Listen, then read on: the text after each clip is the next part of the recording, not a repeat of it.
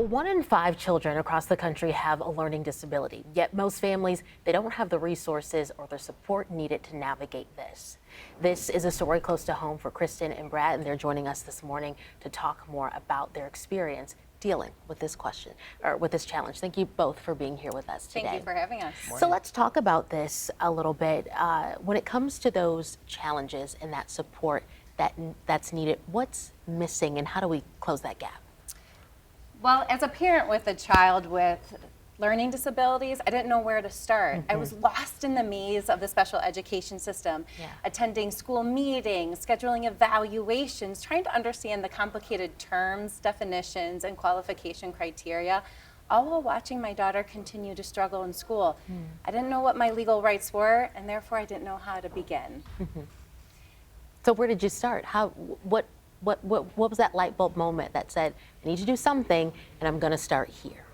Well, I learned what my rights were. Okay. And once I realized what my rights were, it allowed for a door to open to form strategic partnerships, to understand what were the right supports, what were the right accommodations, and to partner with not only the school, but the administration. And now, my child, having these right supports, having these right accommodations, she is now scheduled to graduate high school and go on to college. That's incredible. Brad, what has that partnership looked like in practice? So what Kristin is describing and has experienced is a knowledge gap, right? Parents are experts on their child, but they're not experts on special education rights or the system. And that's where we can come in and help bridge that gap so that we can educate parents and help empower them to become not only experts on their kids, but advocates for how to help their kids reach their potential. We can level the playing field so that when they go to the table to talk to the school district about what supports and services their children need, they know a little bit more or a lot more about what they're actually talking about and what's available. How soon is too soon to seek a service like yours? It's never too soon. You know, parents often have an inkling that maybe something is not quite right, or their child may have a deficit in communication or something they're noticing at home. They can always go to their schools and request evaluations. The schools should be observing and suggesting evaluations on their own as well. But if parents see something or sense something, as parents often do, they can take the initiative and reach out to the school district themselves. Kristin, talk about the impact. You said your daughter will be graduating soon. How has this changed your relationship and your family altogether? It's changed the trajectory of my child's educational journey by formulating the right partnerships, by finding the right supports and accommodations.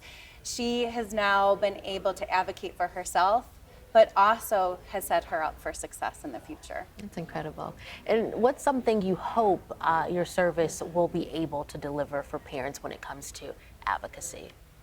It's information, first and foremost, and confidence to be able to navigate this system and feel like they are partners with their schools. Because we want to collaborate, we want to make sure that this is a less stressful process, and providing more information can just help open the doors for parents to fully participate, which is what the law intends. And are the schools pretty receptive to this? Absolutely. I think the schools want knowledgeable parents. They want partners who can work with them at the table when you're developing a plan for a child.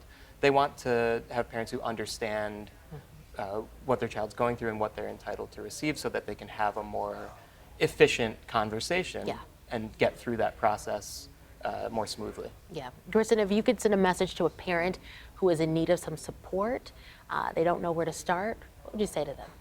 I would say know your rights. Reach out.